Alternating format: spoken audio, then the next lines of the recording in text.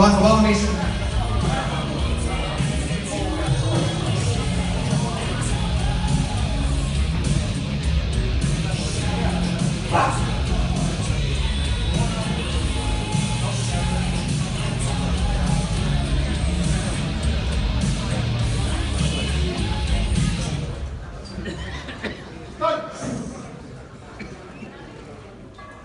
Käy ylös, vaan työnnä.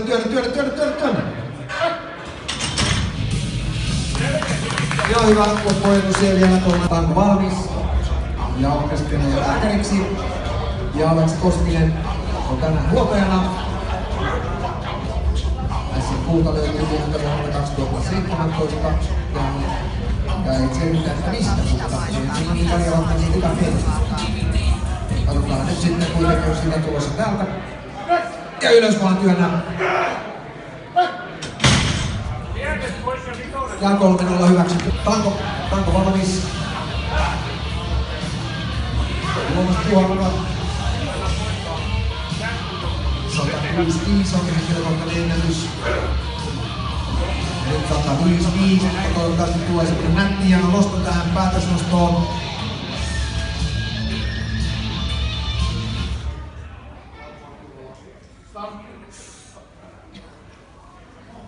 Ja ylös työnnä.